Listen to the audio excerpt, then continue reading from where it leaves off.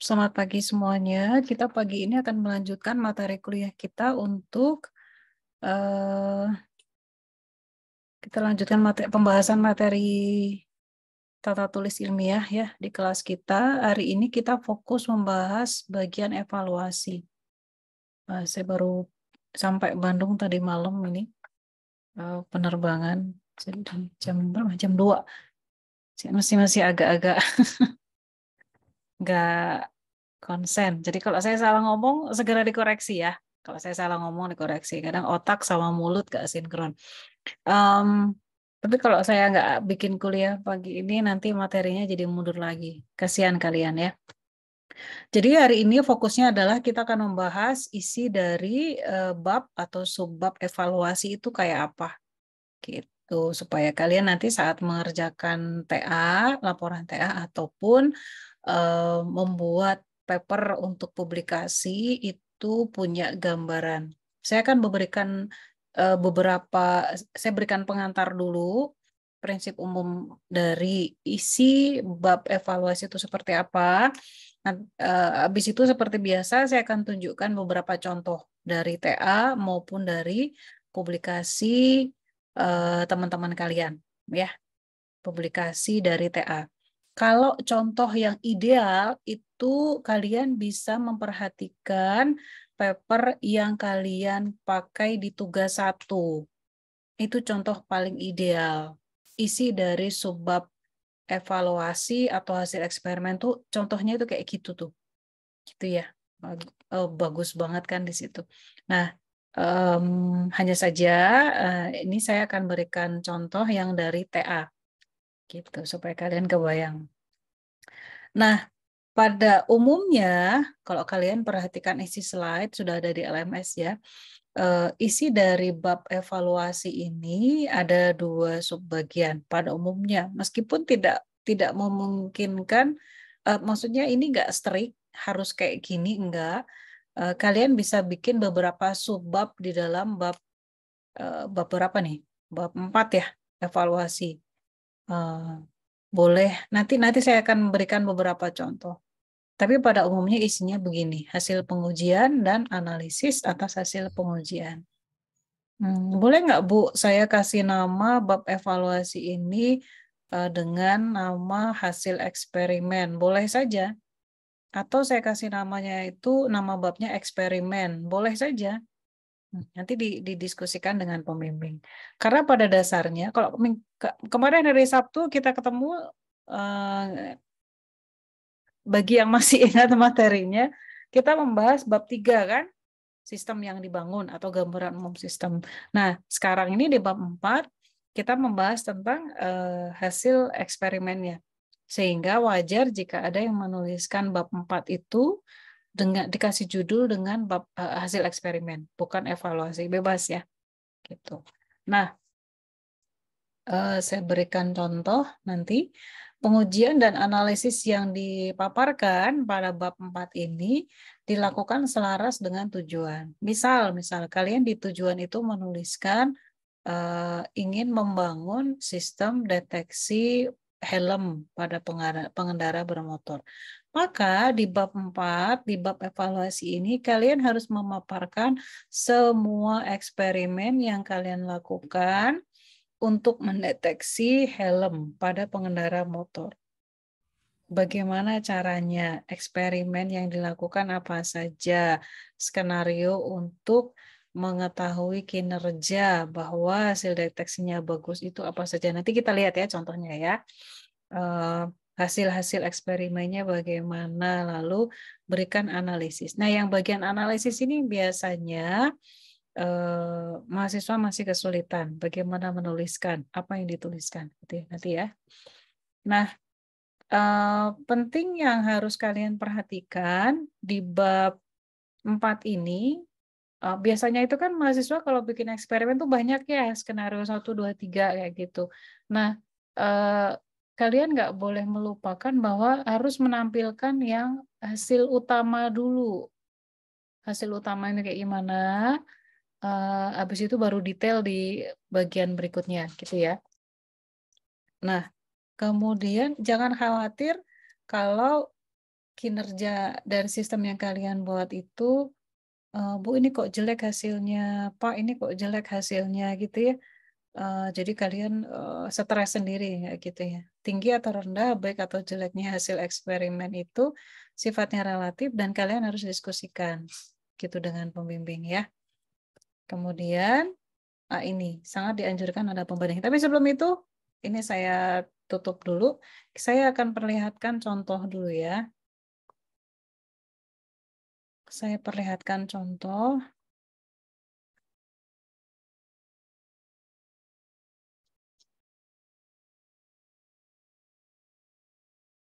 Yang terlihat sekarang adalah file PDF, betul?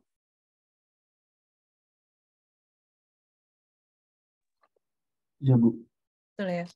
Nah, yang saya perlihatkan ini adalah contoh tugas akhir, yaitu segmentasi untuk identifikasi kerusakan permukaan jalan. Jadi yang dilakukan oleh mahasiswa ini adalah, ini dia contohnya, visualisasi ilustrasinya kayak gini. Diberikan sebuah citra yang ada gambar permukaan jalan kayak gini, lalu si mahasiswa itu akan berusaha untuk mengidentifikasi, ini ya, ini contoh inputnya. Dia akan mengidentifikasi mana saja kerusakan jalan yang ada. Ini kan di sini ada, di sini ada. Ini kan ya. Nah, gini. Nah, gitu. Gitu-gitu. Contoh contoh outputnya adalah ini nih. Oh, berarti dia berhasil mengidentifikasi beberapa kerusakan jalan. Terus dia kasih nama kerusakan jalan yang kuning ini masuk ke dalam kategori cat's eye, yang merah masuk ke dalam kategori pothole, yang orange masuk kategori crack dan lain sebagainya. Gitu. Jadi inputnya adalah citra yang ada gambar jalan, outputnya adalah segmentasi mana saja kerusakan jalan yang ada. Intinya itu seperti itu. Lalu apa saja eksperimen yang harus dia lakukan dan seperti apa hasil pengujiannya. Ini udah selesai TA-nya ya yang ini dan udah jadi paper. Makanya bentuk laporan TA-nya kayak gini karena ini laporan TA untuk bentuk paper. Kalau kalian nggak bikin paper, cuma bikin laporan TA saja, nanti saya kasih lihat contoh laporan TA-nya kayak gimana gitu ya. Ini sengaja bentuknya udah langsung bentuk paper, gitu ya. Jangan bingung. Nah, ada beberapa eksperimen yang dilakukan oleh mahasiswa ini. Saya kasih lihat yang dia tunjukkan beberapa hasil eksperimen yang utama. Yang pertama, lihat mana ya? Dia bikin 2 skenario eksperimen. Eksperimen yang pertama dia memperlihatkan hasil trainingnya mana. Ini bukan versi terakhir rasanya. Tapi nggak apa-apa lah ya supaya kalian dapat gambaran. Sebentar, eksperimen 1. Oh ini nih eksperimen 1. Hasilnya ada di sini. Dia menghitung kinerja hasil segmentasi untuk sejumlah kelas ini menggunakan metrik yang namanya IOU. IOU itu semacam akurasi untuk sistem deteksi atau sistem segmentasi. Jadi kalau kalian mendeteksi atau mensegmentasi, kita nggak pakai akurasi, tapi pakai IOU.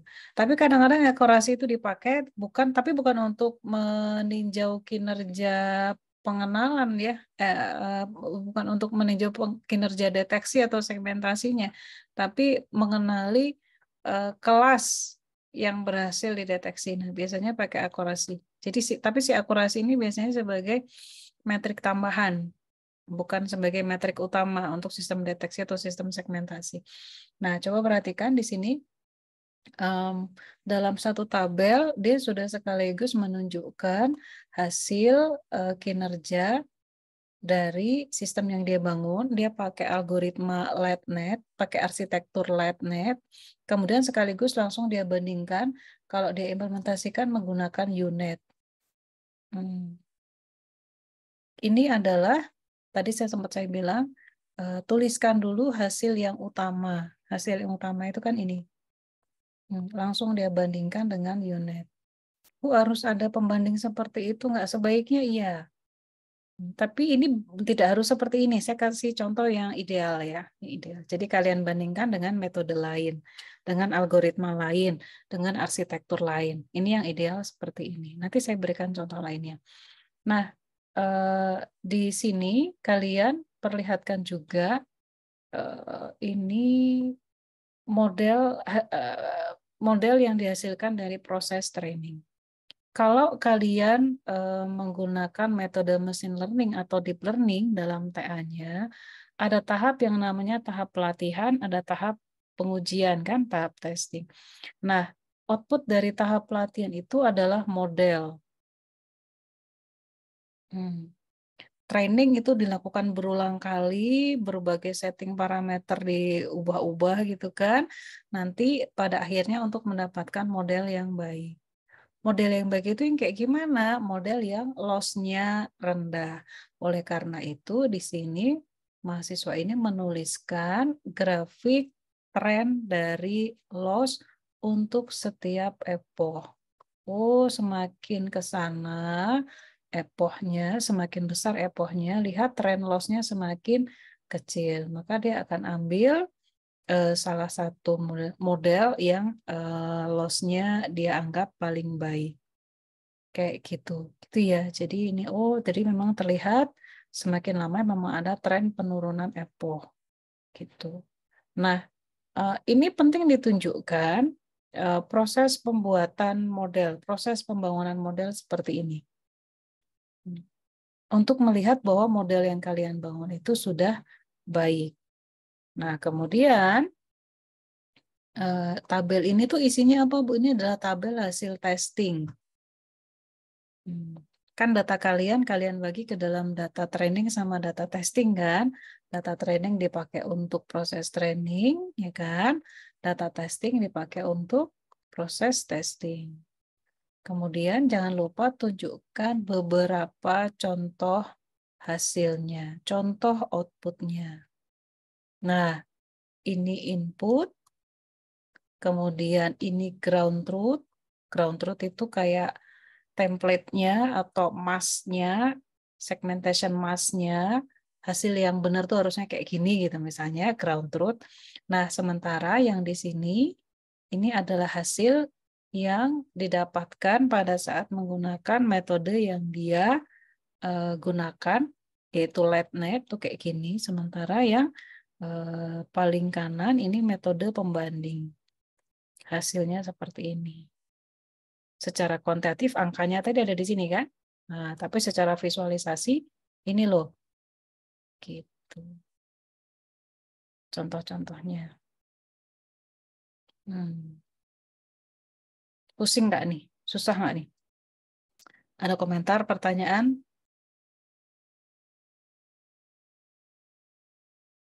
Ini yang saya sering berikan contohnya untuk data citra ya, karena saya memang penelitiannya di berurusan dengan citra.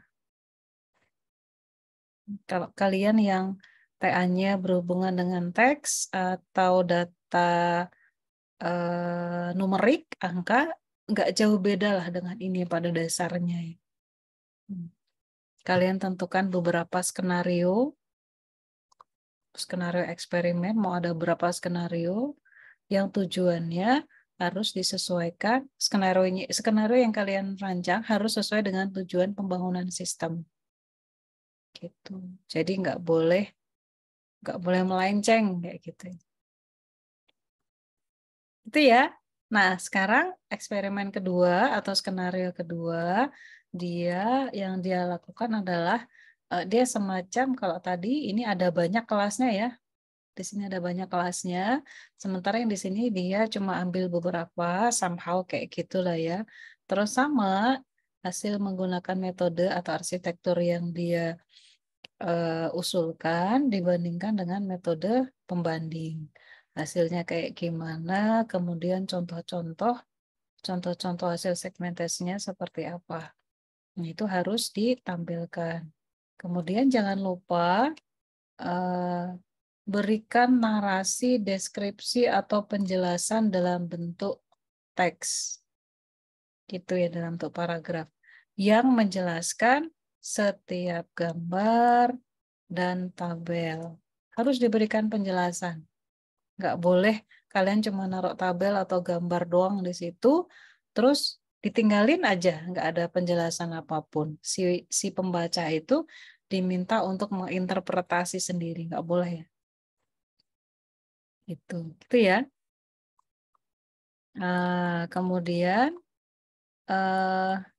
bagian 2 tadi, kalau bagian pertama adalah hasil eksperimen atau hasil pengujian seperti apa, di bagian kedua adalah analisisnya seperti apa. Ini nanti saya tinggalkan. Nanti di bagian kedua kita ngomongin yang hasilnya dulu ya, cara menampilkan hasil. Contoh berikutnya, yuk kita lihat. Ini gayanya beda. Sebentar ya, ini yang ini paper yang TA yang udah jadi paper. Sebentar, ini jangan dulu deh, nanti kalian bingung. Ini yang TA yang enggak jadi paper. Yang belum jadi paper. Jadi dituliskan laporan TA-nya dituliskan dalam bentuk buku laporan TA. Nah, coba perhatikan pada apa yang membedakan. Sebentar, PDF saya kelihatan ada gambar orang dikasih kotak-kotak itu. Ada, Bu. Ada ya. Saya minum dulu. Nah, di sini gaya menuliskan hasil eksperimennya berbeda sama yang sebelumnya. Makanya jangan menutup diri kalian untuk mengikuti satu gaya saja ya, tapi coba perhatikan beberapa laporan TA. Kalau mau contoh-contoh yang bagus, cari contoh yang bagus, ambil yang bagus. Yang kurang bagus jangan diambil, jangan dipakai. Wah, yang kayak gitu aja boleh kok, jangan itu. Kalian kan nggak tahu dia dapat nilai berapa itu kan ya. Jadi ambillah contoh yang baik. Sekali lagi, saya nggak tahu apakah contoh yang saya berikan ini adalah versi terakhir dari dokumen mereka, dari dokumen mahasiswa saya. Kalau ada salah-salah berarti itu bukan versi terakhir gitu ya. Nah, ini adalah penulisan bab 4. Lihat dia menggunakan judul evaluasi dan analisis. Boleh kayak gini, boleh ya. Tidak harus judulnya evaluasi gitu, boleh. Nah, dia menggunakan beberapa skenario dalam eksperimennya. Nah, skenario yang dia pakai itu adalah dia membagi ukuran citra ke dalam beberapa kategori beserta page size. Kenapa ini dijadikan sebagai skenario? Karena memang metode yang dia pakai itu sangat bergantung pada ini, ukuran citra dan page size. Maka dia menggunakan ini sebagai salah satu skenario. Dia ubah-ubah ukuran citra sama page size-nya. Dan memang berkaitan sama metode yang dia pakai. Metode yang dia pakai sangat bergantung hasilnya pada ukuran citra dan page size gitu. Jadi boleh. Nah, kemudian setting parameternya coba lihat dia tuliskan tuh. Hyperparameter yang digunakan. Nah, gini. Ditulisin ya. Setting eksperimen. Dan ini sangat bergantung pada metode yang kalian pilih. Ditulisin di sini. Pakai loss function apa, kalau pakai deep learning ya. Pakai optimizer apa, epochnya ada berapa, dan lain sebagainya. Di sini ada learning rate, kemudian ada transformer layer depth, ini karena metode terkait dengan metode dia. Nah, kemudian dituliskan akurasi validasi sama akurasi testing. Akurasi validasi ini akurasi training maksudnya. Nah, dia jelaskan juga pada proses training, dataset yang dia gunakan dibagi ke dalam 3 bagian, 90% data training, 5% validasi, 5% untuk data testing. Gitu ya. Nah, kemudian dia jelaskan, ini langsung nih, dia langsung, oh ya ini belum versi terakhir karena ini masih spasinya masih beda sama yang temennya yang lain. Nah, bedanya sama yang tadi, di sini dia langsung kasih penjelasan. Kasih penjelasan dari isi tabel. Terus, skenario berikutnya, dia menggunakan evaluasi cross dataset. Ini maksudnya cross dataset itu, data training sama data testingnya itu berasal dari dua buah dataset yang berbeda. Maka disebutnya sebagai cross dataset. Gitu kan? Dia pakai UTK Face sama, tadi kan ada AVAT ya. AVAT. Yang kedua dia pakai UTK Face. Gitu. Dia pengen tahu kalau pakai data yang berbeda antara training dan testing itu hasilnya seperti apa. Nah, hasilnya ada di tabel ini. Oh, ini akurasi, precision, recall, F1 score-nya seperti ini. Terus dia kasih penjelasan. Harus ya, setiap tabel gambar yang kalian taruh berikan penjelasan. Tabel itu isinya apa, berikan. Kalau ini kan paparan nih. Precision tertinggi adalah bla bla bla, kemudian akurasi terendah bla. Jadi menceritakan isi tabel ya. Ini belum ada analisis di sini. Kemudian dia sertakan juga confusion matrix. Boleh kayak gini juga. Tulisin confusion matrix untuk setiap skenario, sama untuk setiap gambar berikan penjelasan. Gambar 11 adalah bla bla bla kayak gini. Selalu ya. Kalian naruh gambar dan berikan penjelasan. Nah, terus baru kemudian ini analisis. Oh, hasil-hasil dulu ditaruh, kemudian baru analisis. Bentar. Analisis nanti ya, analisis. Ada pertanyaan untuk gaya menuliskan hasil pengujian? Selalu ada pembanding. Ya. Dan itu sangat bergantung pada isi TA kalian. Saya berikan dua contoh tadi kan. Kalau di contoh pertama, yang dilakukan oleh mahasiswa adalah membandingkan dengan metode lain. Sementara di sini, di contoh yang kedua ini, dia tidak membandingkan dengan metode lain. Kenapa? Karena fokus dia adalah ini, cross dataset. Cross dataset evaluation. Di mana pada saat training dan testing dia menggunakan data yang berbeda. Data training menggunakan dataset AVAT, data testing menggunakan dataset UTK Face. Nah, ini sudah cukup memberikan kesulitan tersendiri untuk TA mahasiswa ini. Jadi dia tidak membandingkan dengan metode lain. Gitu. Nah, sebagai gantinya dia melakukan berbagai eksperimen pada ukuran citra dan page size yang berbeda, karena ini berpengaruh pada hasil sistem. Ada kaitannya dengan metode yang digunakan. Begitu. Ada komentar? Belum ya, karena belum TA-nya belum mulai ya, belum kebayang isi bab ini ya. Yuk, Dava, ada komentar? Izin bertanya Bu, kalau untuk jenis kayak TA yang tidak ada sangkut pautnya dengan machine learning itu seperti apa Bu ya contohnya Bu ya? Kan kalau machine learning itu kebanyakan ada training terus evaluasi Testing. validasi gitu. Kalau yang nggak ada machine learning itu seperti apa Bu ya contohnya? Yang Kebetulan ya kebetulan sepertinya yang akan saya ambil seperti itu, nggak ada sangkut pautnya dengan machine learning itu. Terima kasih. disesuaikan saja biasanya. Saya udah lama nggak ada mahasiswa yang ada contohnya nggak ya?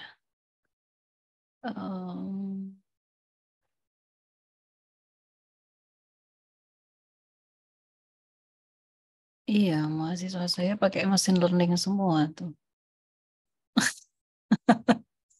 Disesuaikan saja biasanya hasil pengujian. Kalau memang nggak ada training testing,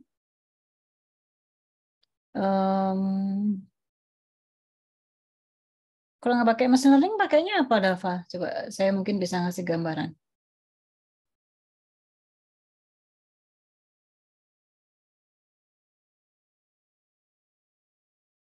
Pakainya apa? Metode atau algoritmanya? Maaf Bu, tadi suaranya keputus di saya. Oh, pakainya apa? Pakai metode atau algoritma apa supaya saya rada kebayang. Siapa tahu saya bisa kasih masukan. Eh, saya di sini pakai optical flow Bu. I see.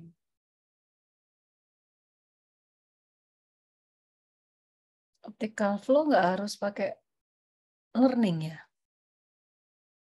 Bisa kan ya pakai learning? Kalau nggak pakai learning, jadi langsung diuji gitu jadinya. Kalau yang di saya Bu, yang di Kanazawa, Hah? jadi ya, oh saya kan kebetulan ambil riset di sini, jadi Oh, mau dibawa pulang. Nah itu tuh kalau misalnya gak ada unsur pautnya sama machine learning itu contoh papernya seperti apa ya Bu ya? bukannya optical flow bisa juga pakai machine learning ya? Ya bisa, cuman untuk yang saya ini eh, nggak pakai Bu. Oh gitu. Jadi modelnya gimana cara dapatnya? Model dari optical flow ini, model dari hasil optical flow. Ada modelnya kan? Modelnya itu dari OpenCV Bu, OpenCV. Iya, ada learning di situ sebenarnya. Kalau nggak pakai learning, kalau saya nggak salah ya, jadi seolah-olah langsung aja testing kayak gitu. Nah, sebenarnya kenapa sih pakai machine learning? Kenapa pakai deep learning, machine learning? Em, Pada akhirnya kayak gini nih. Dari sisi user itu kan nggak peduli kita pakai machine learning, deep learning apa gitu ya. Pokoknya kalau masukin gambar pengendara video, misal video pengendara motor, user tuh pengen tahu dia tuh pakai helm atau enggak gitu kan. Pengennya tuh langsung kayak gitu, langsung ketahuan deteksinya. Nah, eh, di belakang itu tuh sebenarnya ada model yang tersimpan semacam kamus gitu. Ini loh kamus video-video model orang yang tidak pakai helm. Ini loh kamus atau model video orang yang pakai helm. Nah, kamus atau model tersebut itu didapat dari mana? Ya, dari proses learning yang salah satunya menggunakan berbagai algoritma di machine learning ataupun deep learning.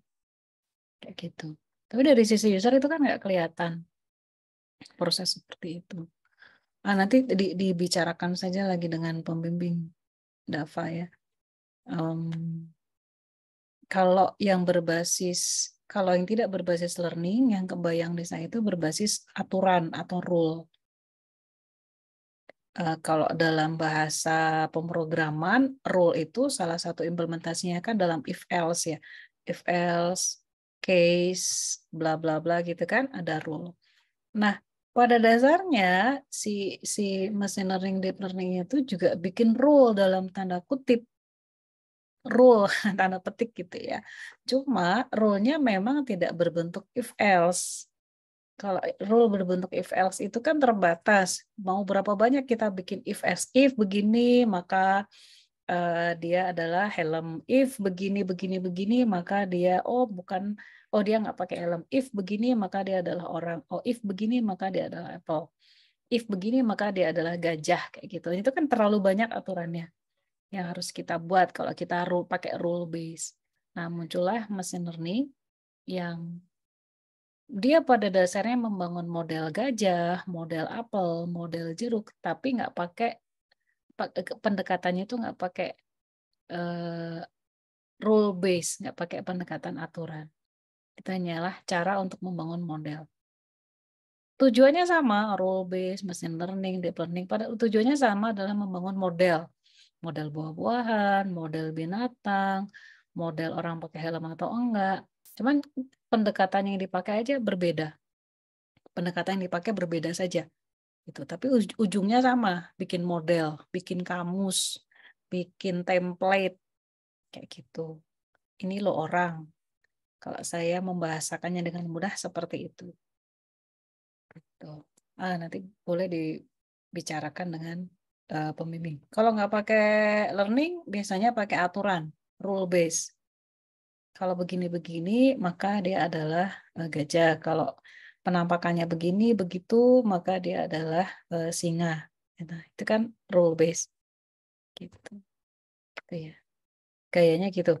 Kalau nggak pakai, yang saya tahu begitu. Kalau nggak pakai learning, pakainya rule. Yang penting terlihat bagaimana cara menghasilkan model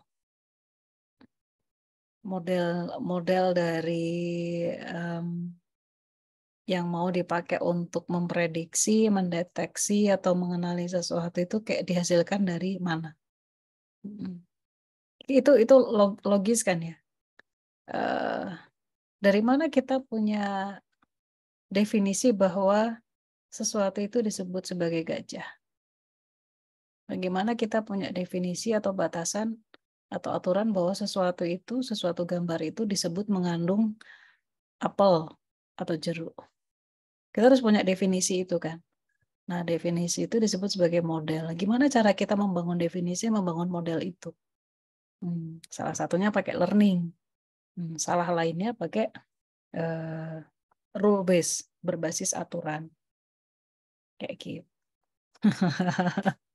Gitu ya. Nah, kita lanjutin materi dulu ya. Nanti kita bisa diskusi di belakang.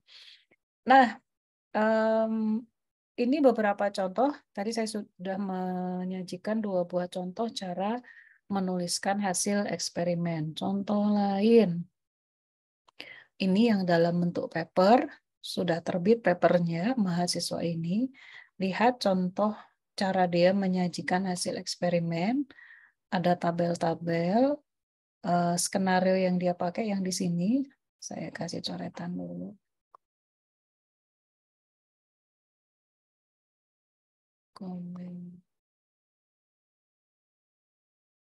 Tabel 1 main skenario dia pakai ResNet 34 yang dibandingkan sama ResNet 50. Terlihat kan ya? Yang saya coret-coret. Kelihatan?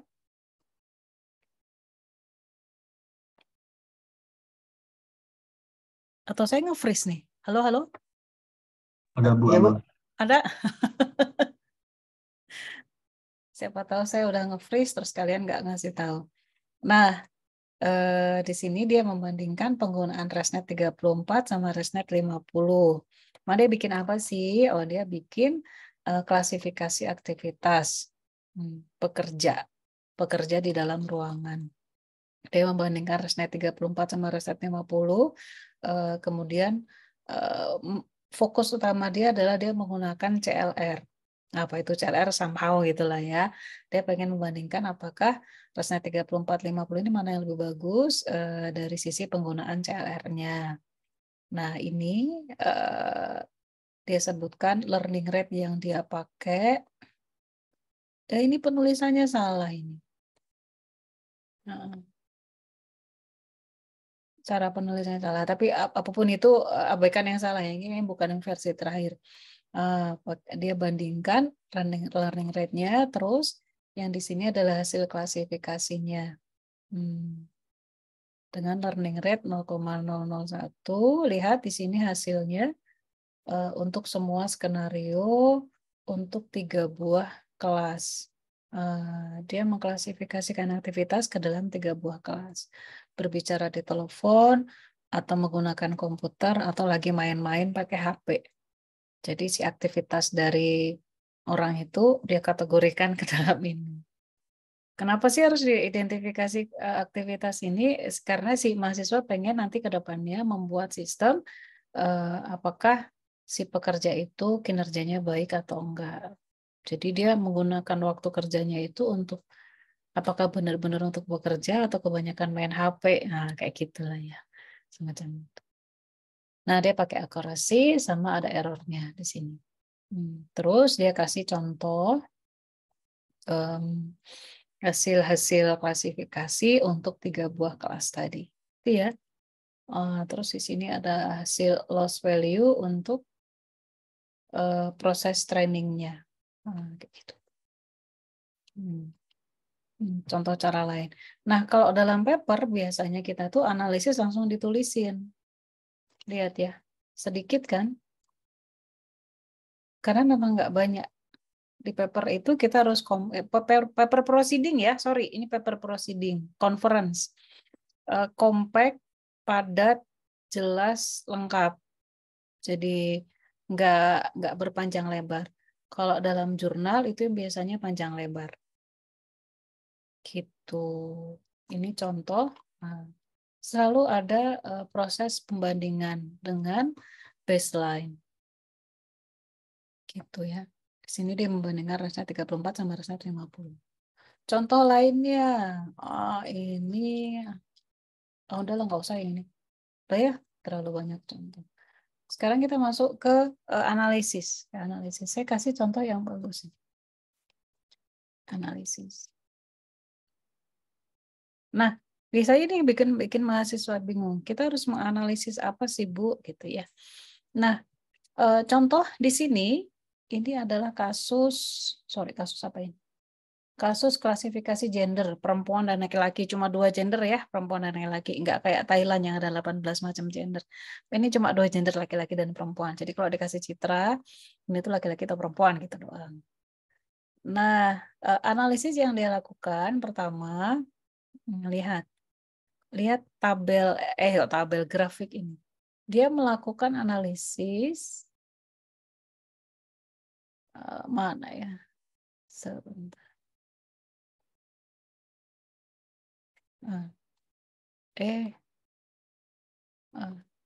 Lihat. Dia kelompokkan hasil klasifikasi ke dalam 4 buah etnis atau ras. Kulit putih, kulit hitam, Asia, dan India. Nah, lihat ini adalah statistik kesalahan klasifikasi berdasarkan ras. Ini adalah salah satu bentuk analisis. Kalau hasil klasifikasi gender itu kan berapa perempuan, berapa laki-laki yang benar gitu kan, jatuh-jatuhnya kan akurasi ya, jatuh-jatuhnya kan pakai confusion matrix seperti ini.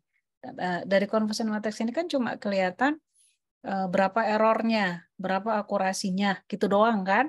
Berapa yang diprediksi benar sebagai laki-laki, berapa yang diprediksi benar sebagai perempuan, udah gitu doang sistemnya. Itu adalah hasil utama.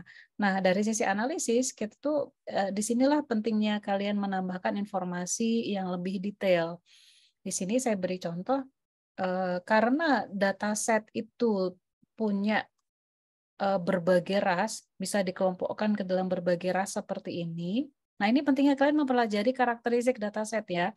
Maka si mahasiswa ini dia pengen tahu dari yang salah diklasifikasi ini berapa banyak sih untuk setiap ras. Oh, ternyata kelas kulit putih yang paling banyak salahnya yaitu 1.700-an citra.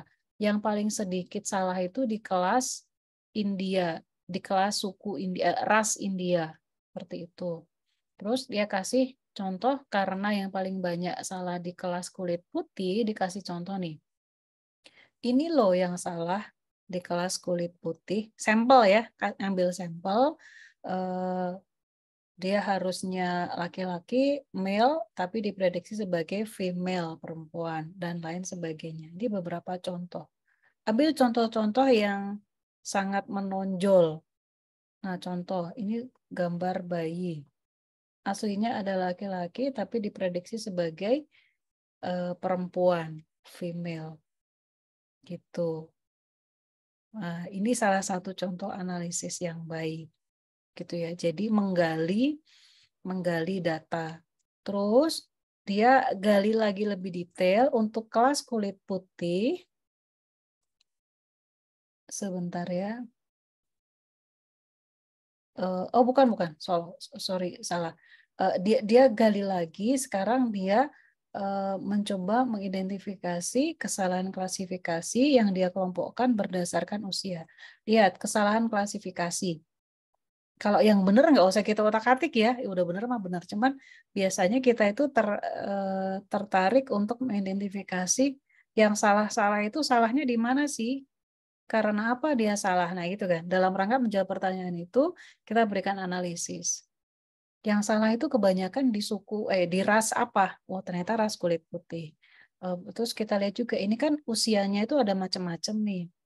Coba kita lihat, pengen tahu sebagian besar kesalahan klasifikasi itu ada di kelompok usia yang mana. Nah, dia menggali data lagi, hasil klasifikasinya ya. Dia lihat yang salah-salah itu, dia kelompokkan lagi. Oh, ternyata kesalahan terbesar itu yang paling banyak ya ada di kelompok umur 0 sampai 10 tahun dan kelompok umur 21 sampai 30 tahun kayak gini. Ini data grafik tambahan. Ini menurut saya yang salah satu yang paling bagus hasil analisisnya. Gitu ya. Jadi nggak cuma menyajikan akurasi klasifikasi gender laki-laki perempuan adalah 90%, enggak kayak gitu, tapi dia berikan analisis. 10% yang salah itu salahnya di mana? Nah, dia sajikan grafik-grafik seperti ini. Oh, ternyata salahnya itu ada pada kelompok usia 0 sampai 10 tahun dan 21 sampai 30 tahun. Yuk kita lihat 0 sampai 10 tahun. Ini contoh gambarnya kayak gimana? Oh, ternyata contoh gambarnya kayak gini. Kalau kita perhatikan pakai mata telanjang, memang kita nggak bisa identifikasi dengan benar kan? Anak-anak itu kan memang kadang wajahnya susah diidentifikasi dia laki-laki atau perempuan. Itu wajar. Nah, kayak gini. Jadi memang anak-anak yang masih kecil seringkali salah diidentifikasi gendernya hanya berdasarkan wajah. Gitu. Gitu. Nah, berikan penjelasan. Oh, ternyata manusia pun seringkali sulit membedakan gender. Kemudian dataset yang kita gunakan sebagai training di eksperimen ini memang nggak punya data citra wajah anak kecil maupun bayi. Sementara di data testingnya punya citra bayi, citra anak-anak. Tapi di data trainingnya nggak ada ini kan. Data untuk training nggak ada. Jadi model yang dibuat, model gender yang dibuat untuk kategori anak-anak jadi banyak yang salah. Jadi wajar, ceritakan di sini kenapa bisa salah. Nah gitu. Itu contoh analisis. Itu ya. Contoh lain ada nggak? Oh ini contoh lain. Oh ini pokoknya di sini ada. Berikan analisis kenapa salah. Pada prinsipnya gini, pada prinsipnya apa sih yang dianalisis? Kalau kalian bikin sistem akurasinya sekian, akurasinya misalnya 85%. Artinya masih ada 15% yang salah kan? Nah, gali analisis di situ. 15% salah ini salahnya di mana? Kalau kalian bekerja dengan gambar atau citra, perhatikan yang salah itu seperti apa, salahnya di mana. Kenapa dia salah? Kenapa dia tidak bisa dideteksi dengan baik? Apakah karena gambarnya kebanyakan blur, nggak jelas? Jadi apakah memang ada kesalahan itu disebabkan oleh kualitas citra atau kesalahan itu disebabkan memang metode yang kita gunakan itu memang tidak sanggup gitu. Atau pada contoh yang ini ya. Nah ini karena si data trainingnya memang nggak punya citra atau gambar anak-anak. Maka ketika diberikan data testing yang ada gambar anak-anak gitu di situ, dia salah memprediksi gendernya. Nah, berikan informasi itu, berikan analisis seperti itu. Jadi untuk bagian analisis pada intinya adalah kalian harus memperhatikan hasil prediksi, hasil deteksi, atau hasil yang diberikan oleh sistem kalian. Outputnya itu kayak gimana? Perhatikan data-data yang salah diklasifikasi, salah diprediksi gitu ya. Nah, lakukan analisis di situ. Nah, kalau kalian bisa menyajikan kenapa dia bisa salah diprediksi, kenapa dia bisa salah diklasifikasi, kenapa dia bisa salah disegmentasi, kenapa hasilnya bisa salah. Nah, berikan analisis di situ, berikan data-data tambahan di situ, dalam bentuk tabel, grafik gitu kan. Nah, itu akan lebih baik. Itu yang disebut sebagai analisis. Gitu ya. Kalau kalian cuma sekedar menyebutkan, misalnya di sini nih, cuma berhenti sampai di sini gitu ya, akurasinya sekian. Ya itu udah bagus, tapi nggak ada artinya. Kenapa? Ini lihat. Dia udah bagus 81,74%. Masih ada yang salah berapa? Sekitar 18% salah kan. Nah, orang tuh pengen tahu 18% salahnya itu karena apa. Dia tuh yang salah di data apa aja. Apakah kesalahan itu karena kualitas data, atau apakah kesalahan itu karena memang metode kita yang nggak sanggup untuk mengolah data tersebut. Kalau memang itu disebabkan oleh kualitas data, maka kita bisa memberikan saran, oh datanya diperbaiki, kualitas gambarnya diperbaiki gitu kan. Kalau memang kesalahan klasifikasi, kesalahan prediksi itu karena kemampuan dari metode atau algoritma yang kita pakai memang nggak sanggup mengolah data yang seperti itu, nah berikan saran. Nah untuk bisa menemukan itu butuh kalian ngulik-ngulik metode, ngulik-ngulik hasil outputnya gitu kan, gitu ya. Jadi jangan berhenti pada saat udah dapat angka kayak gini. Jangan berhenti ketika, oh sistem saya sudah bisa melakukan segmentasi Bu, sistem saya sudah bisa melakukan prediksi. Misal gitu ya, udah nemu confusion matrixnya sekian, itu udah bagus, tapi kurang, analisisnya belum ada. Gitu ya. Ada komentar dulu? Pertanyaan?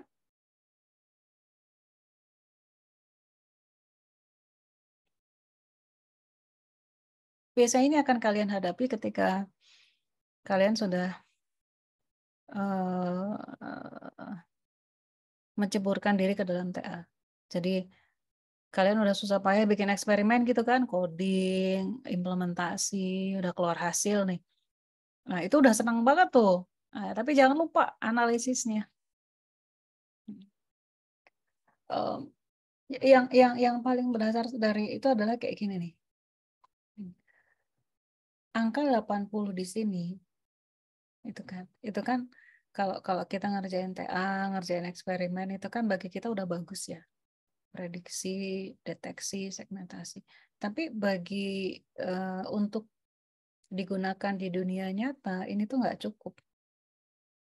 Di level industri mereka tuh pengen kalau bisa hasilnya itu 99%. Itulah sebabnya kita harus menyediakan analisis kenapa bisa ada 18% salah. Ini kenapa bisa salah? Pastikan, kalau kita bisa memberikan kepastian, pastikan kesalahan itu bukan karena implementasi yang kita lakukan. Nah itu, kalau kita bisa ngasih justifikasi di situ, ngasih penilaian di situ, itu akan lebih bagus. Gitu ya. Gitu. Ada komentar? Belum kebayang? Nanti kalau kalian sudah mulai bikin laporan TA, terus pengen nge-review materi ini, ya lihat aja rekaman di YouTube. Ya saya ngoceh apa aja di situ. Siapa tahu ilmunya bisa kalian pakai. Ini contoh yang bagus. Contoh ideal ya. Jadi saya balik lagi ke slide. Bentar, saya tunjukin. Ini tadi. Nah, tinggi atau rendah, baik atau jeleknya pengujian, ini bersifat relatif. Jangan merasa stres ketika hasilnya kurang baik. Nah, ini yang harus selalu diskusi dengan pembimbing. Makanya kalau kalian bisa rutin gitu ya, seminggu sekali atau 2 minggu sekali ketemu sama pembimbing mendiskusikan hasil, nah itu lebih bagus. Ada beberapa mahasiswa saya yang hasilnya itu nggak terlalu bagus. Terus dia stres sendiri gitu. Padahal ketika sudah diskusi sama saya, memang hasil untuk kasus tersebut memang susah untuk dapat bagus. Nah, kayak gitu. Jadi harus diskusi. Siapa tahu pembimbing punya insight, punya pengalaman dalam berbagai eksperimen itu yang bisa kalian gunakan. Gitu ya. Jadi jangan stres sendirian, jangan malu, tapi coba ceritakan, coba diskusikan dengan pembimbing. Kemudian tadi baseline sudah ya, selalu ada pembanding. Gitu. Pokoknya hasil, jangan kayak gini. Hasil eksperimen saya akurasinya udah 90%, Bu. Udah bagus. Belum tentu. Oh, ternyata orang-orang sudah banyak yang bikin sistem serupa dan akurasinya 95. Sementara kita bikin cuma mentok di 90. Nggak bagus dong, karena orang lain udah bikin 95, bisa bikin 95% akurasi. Kita cuma mentok 90, berarti punya kita nggak bagus. Nah, kayak gitu loh. Jadi harus ada pembanding. Gitu ya. Terus ini nggak usah, pokoknya urusan pembanding. Terus, nah perbandingan yang kita lakukan itu juga harus apple to apple, sama-sama menggunakan dataset yang sama untuk kasus yang sama, tapi metodenya berbeda. Dia pakai metode A, kita pakai metode B, tapi menggunakan dataset yang sama. Nah itu boleh kita bandingkan, gitu ya. Nah nggak boleh, ini harus hati-hati juga. Dia dan kita bekerja pada kasus yang sama, misalnya deteksi helm. Terus kita membandingkan, kita mau menuliskan hasil eksperimen akurasi dia sebagai pembanding. Tapi ternyata dia pakai dataset A, sementara kita pakai dataset B. Nah itu nggak boleh, nggak boleh. Jadi nggak bisa dibandingkan, datasetnya beda. Gimana cara membandingkannya gitu kan? Harus menggunakan dataset yang sama, gitu. Supaya kelihatan bedanya. Itu ya harus hati-hati ya saat membandingkan ini. Kemudian pilih, nah ini juga pembanding, pilihlah yang baik. Kalau bisa yang populer atau yang kekinian. Gitu ya. Saya punya contoh yang bagus, tapi karena belum publish, belum submit, sedang dalam proses submit, saya nggak berani tunjukin di sini. Nggak boleh. Biasanya saya tunjukin yang sudah lolos review ya. Jadi supaya nggak bocor kontennya. Kalau yang belum publish atau belum lolos review oleh reviewer di conference atau jurnal, saya nggak tunjukin sebagai contoh, gitu ya. Karena ini kan nanti rekamannya saya share di YouTube tuh, gitu. Khawatir bocor. Kemudian, nah ini yang saya bilang tadi, lingkungan yang sama. Contohnya datasetnya sama. Lakukan pada data yang sama. Harus hati-hati. Gitu. Terus, nah ini contoh, yang kayak gini nih. Yang kita kerjakan ini, terus kita bandingkan precision recall F1-nya sama error-nya. Kemudian, yang kita kerjakan 1 dan 2 ini.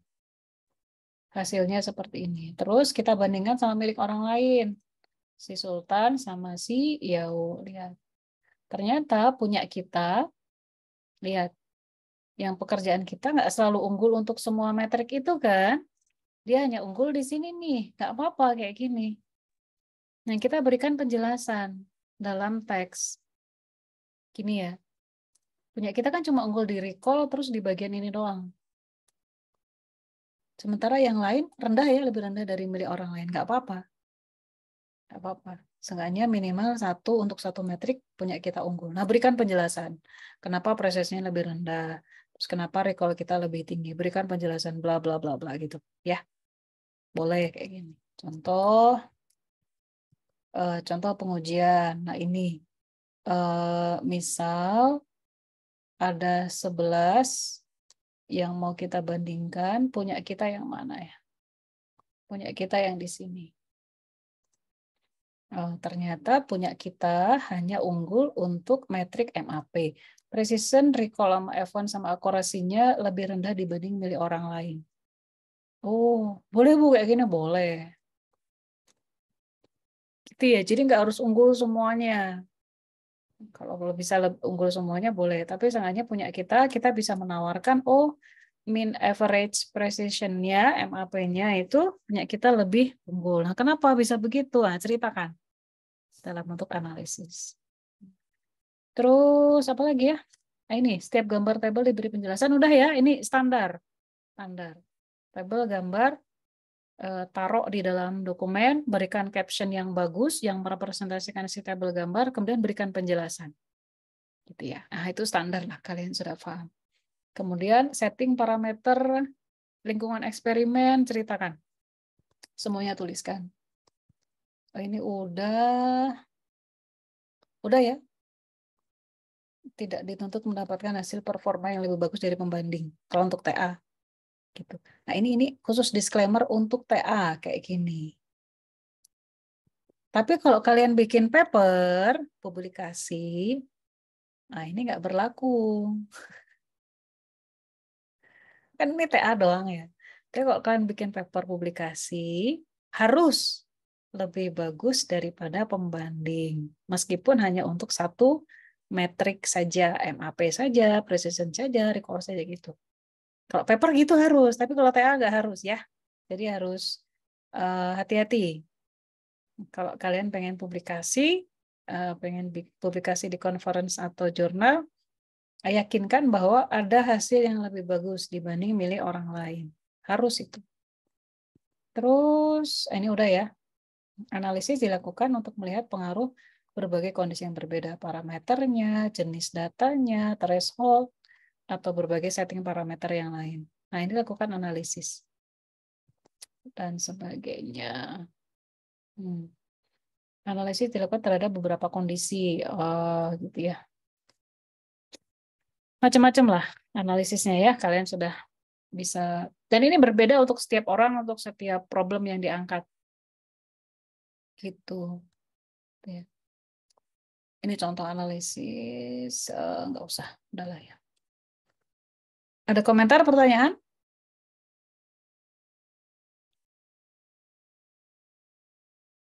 Semoga bisa dipahami meskipun belum nangkep sepenuhnya, karena rata-rata kalian kan lagi bikin proposal.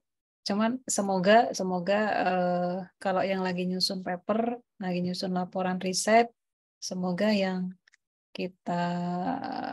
saya sampaikan hari ini ada manfaatnya. Bisa kalian gunakan. Kalau kalian cuma ngelihat slide, ya isinya cuma gitu-gitu doang kan isi slide-nya ya.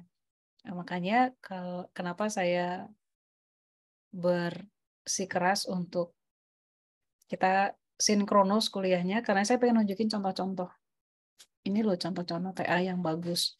Ini loh isi contoh laporan TA, isi contoh proposal TA yang bagus tuh kayak gini. Yang kurang bagus kayak gini, jangan ditiru kayak gitu. Gitu ya. Gitu. Kalau isi slide kuliahnya ya gitu-gitu doang. Tidak terlalu mencerminkan isi dari kuliah kita. Nah, contoh-contohnya yang nggak saya taruh di slide tuh, karena ada hak milik orang lain. Nah, saya berikan pada saat kuliah saja. So, seperti biasa kuliah kita nggak usah lama-lama. Supaya kalian punya waktu untuk mengerjakan tugas. Gunakan waktunya untuk mengerjakan tugas sebaik mungkin ya, nggak akan ada waktu tambahan. Karena saya sudah sering ngasih waktu luang di jam kuliah. Saya cuma pakai waktu kira-kira 1-2 jam di kuliah.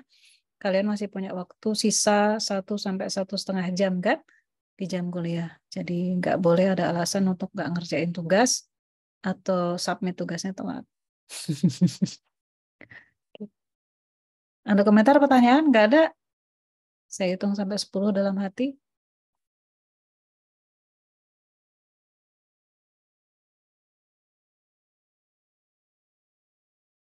Nggak ada ya. Semoga bisa dipahami. Kita ketemu minggu depan. Materi kita udah hampir habis sebenarnya. Kita ketemu minggu depan. Kita bahas bagian kesimpulan. Wah, kan udah kan? Kesimpulan sama daftar pustaka. Karena kita ngomongin daftar pustaka minggu depan, saya mungkin akan nyontohin penggunaan reference manager, yaitu Mendeley. Itu ya. supaya kalian bikin daftar pustaka sama cara mensitasi daftar pustakanya itu bisa otomatis, nggak usah ditulis satu-satu angkanya kayak gitu. Itu nyusahin. Gitu. Sebentar saya screenshot dulu. Gak ada komentar, pertanyaan, kesempatan terakhir?